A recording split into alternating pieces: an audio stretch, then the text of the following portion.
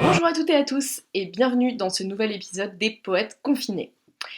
Après nous être immergés dans le grand siècle de la monarchie absolue, le règne de Louis XIV, nous allons à présent mettre fin à ce régime que l'on appellera désormais donc l'Ancien Régime.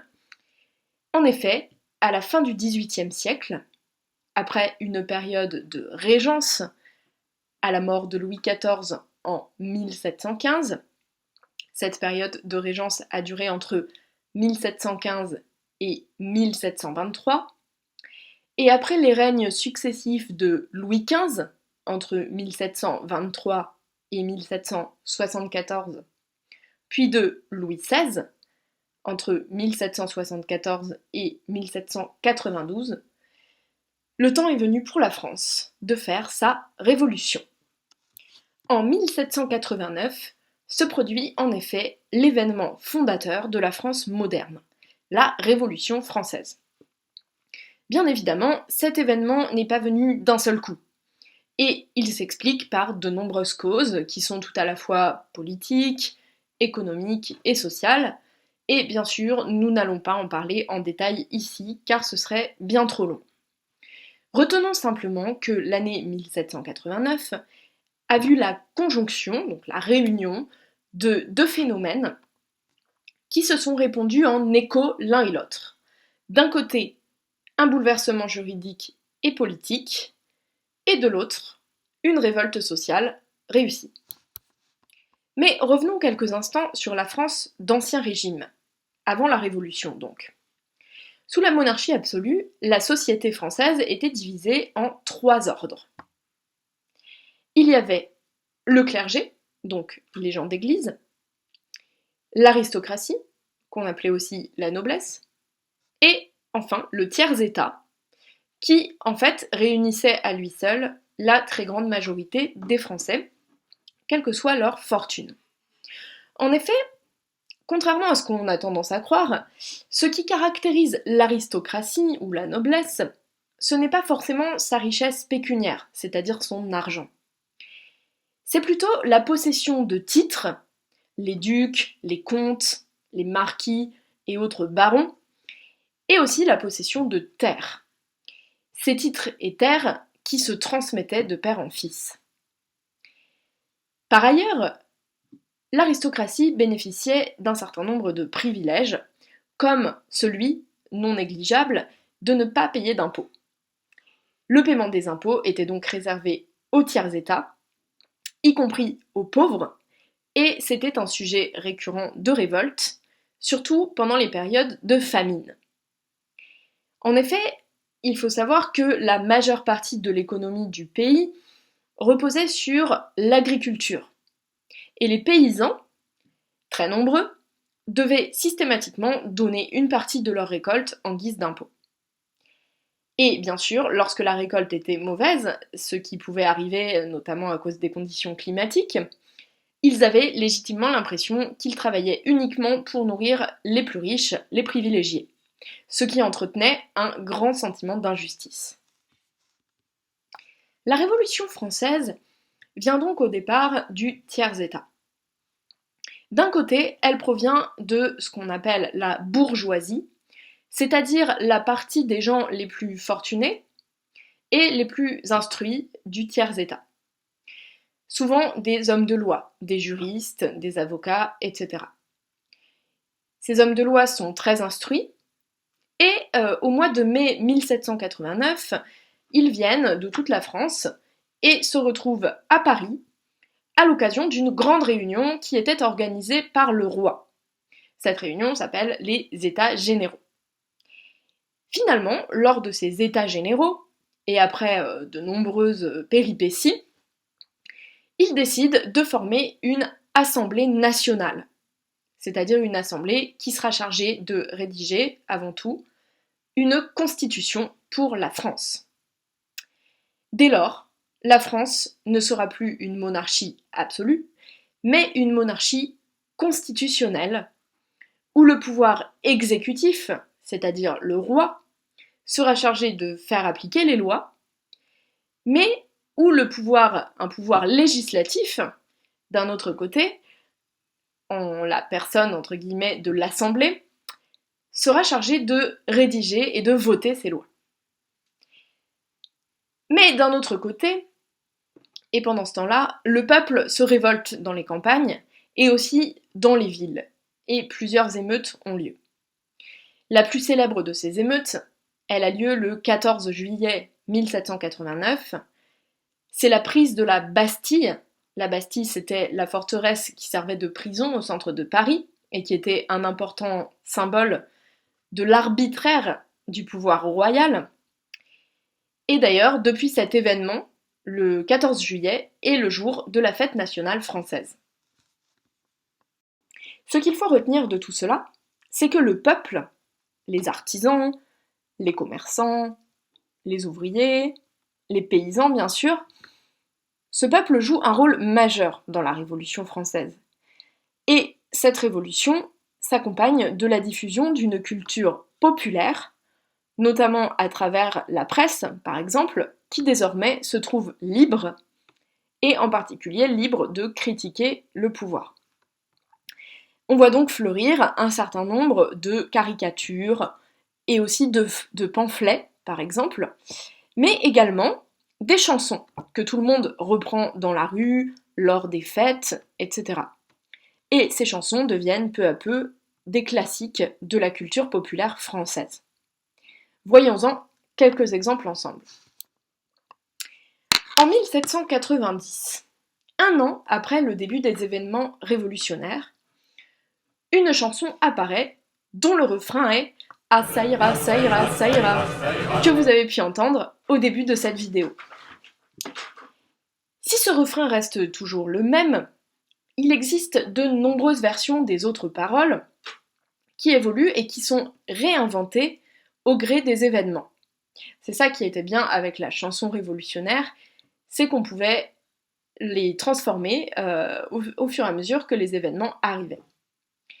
La version la plus connue de ces paroles est aussi celle qui symbolise le mieux la violence révolutionnaire, puisqu'elle réclame qu'on pende les aristocrates à la lanterne, car en effet, entre 1789 et 1792, il arrivait régulièrement que des représentants de la noblesse se trouvent pendus par la foule aux lampadaires, donc aux lanternes des rues. Certes, ce procédé est très violent.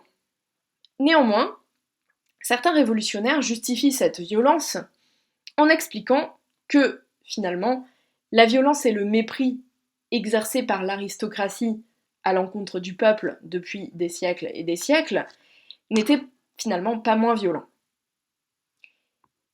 C'est le cas par exemple de Camille Desmoulins, journaliste de renom, qui lui-même se surnommait le procureur de la lanterne, et qui a écrit un pamphlet intitulé « Discours de la lanterne » aux Parisiens. Écoutons maintenant le Ça ira, interprété par une fameuse chanteuse française du XXe siècle, très connue, Édith Piaf.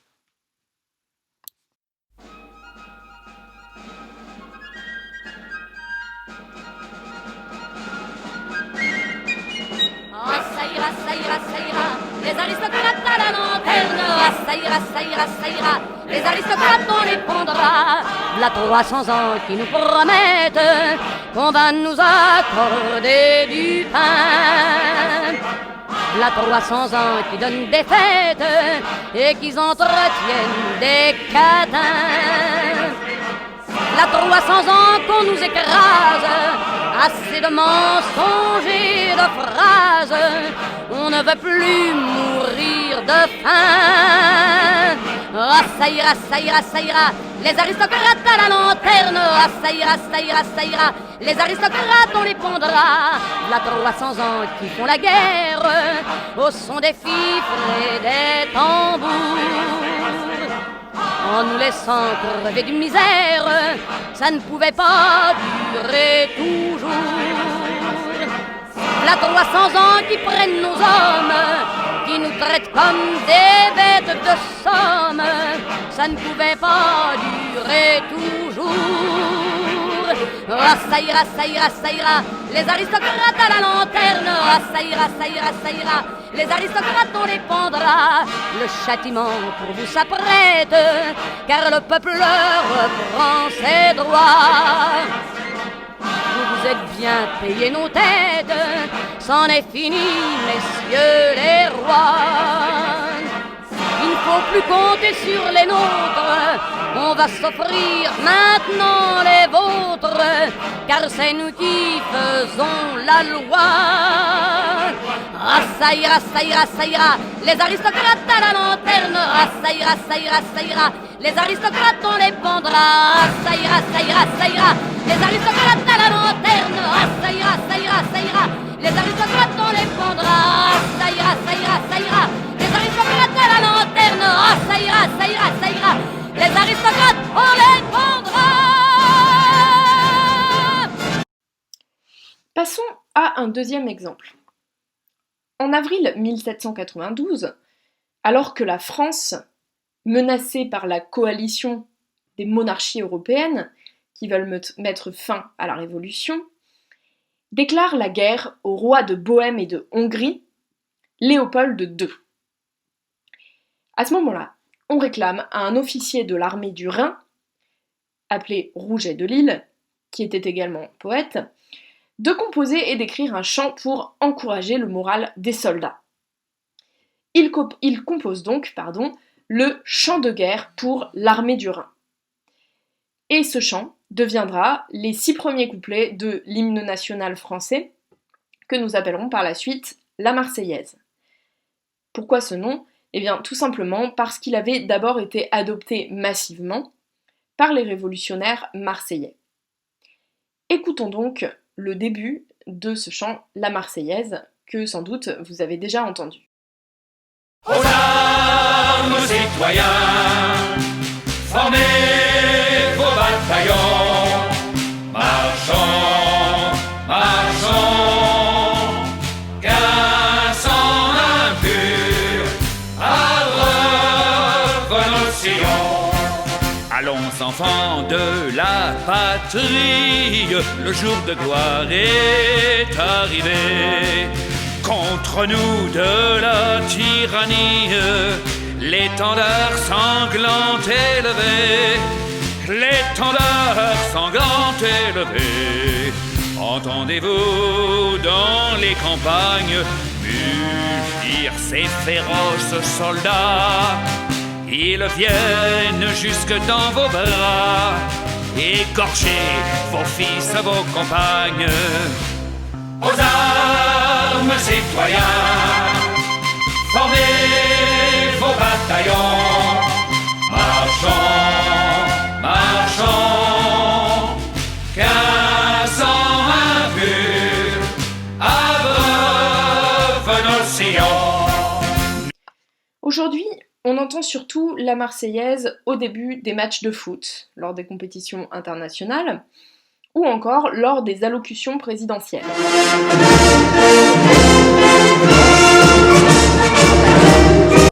En ce moment, avec le Covid, il y en a beaucoup. La Marseillaise est souvent perçue aujourd'hui soit comme un chant qui émane du pouvoir en place, soit pire, comme un chant violent, nationaliste, parfois récupéré par la droite et l'extrême droite française, car on y entend des paroles comme « l'étendard sanglant est levé » ou encore « marchons, marchons, qu'un sang impur abreuve nos sillons ». Bien sûr, ces paroles sont violentes, mais n'oublions pas qu'au départ, elles traduisaient un nationalisme qui était émancipateur, c'est-à-dire libérateur. Il s'agissait de libérer les peuples européens de la domination monarchique et aristocratique. Ainsi, les interprétations qui sont faites aujourd'hui de la Marseillaise sont souvent fausses, souvent biaisées, et, si vous voulez mon avis, il est dommage que l'on ne rappelle pas assez souvent le contexte de production et le sens originel des paroles de cet hymne. Terminons cet épisode avec un dernier exemple. À partir du mois d'août 1792, se répand en France une chanson intitulée « La Carmagnole », qui se chante sur un air populaire bien connu. Cette chanson célèbre la chute de la monarchie, qui a lieu le 10 août 1792, lors d'une émeute qu'on appellera par la suite la prise des Tuileries. Les Tuileries, c'est le nom du château où logeait à cette époque la famille royale, donc à Paris, en plein centre de Paris. Il faut dire que Louis XVI n'avait jamais vraiment accepté la Révolution et la Constitution. Depuis 1789, il opposait systématiquement son droit de veto, c'est-à-dire son droit de refus, sur les lois les plus importantes que proposait l'Assemblée. En 1791, il avait même essayé de s'enfuir de France pour rejoindre la ville de Coblence, une ville d'Allemagne où étaient réfugiés beaucoup d'aristocrates français et où il espérait trouver de l'aide pour mettre fin à la Révolution. Finalement, cela revenait à attaquer son propre pays. Mais il fut finalement arrêté avant de pouvoir franchir la frontière, et cet événement a précipité la déclaration de guerre, mais a aussi déclenché une grande colère au sein du peuple, à l'encontre de son roi et de la reine Marie-Antoinette, qui, dès lors, ont été considérés, à juste titre, comme des traîtres.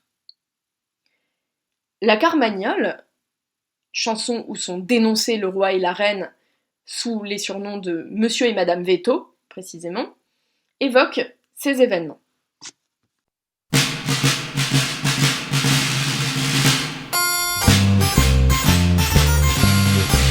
Madame Veto avait promis de faire égorger tout Paris, mais son coup a manqué grâce à nos canonniers. Dansons la Carmagnole, vive le son, dansons la Carmagnole, vive le son du canon. Monsieur Veto avait promis d'être fidèle à son pays, mais il y a manqué, ne faisons plus quartier. Dansons la Carmagnole, vive le son, dansons la Carmagnole, vive le son du canon. Antoinette avait résolu de nous faire tomber sur le cul, mais le coup a manqué, elle a le nez cassé. Dansons la Carmagnole, vive le son, dansons la Carmagnole, vive le son du canon. Le patriote a pour ami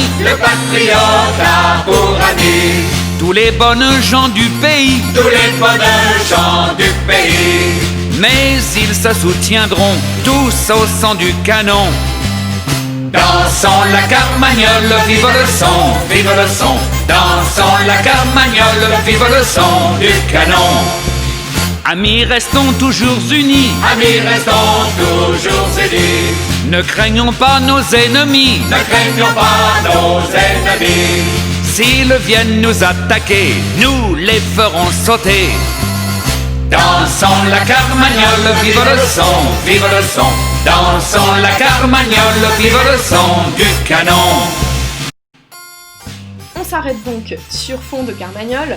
Merci d'avoir suivi cet épisode et à la semaine prochaine pour parler cette fois-ci du romantisme et de Victor Hugo.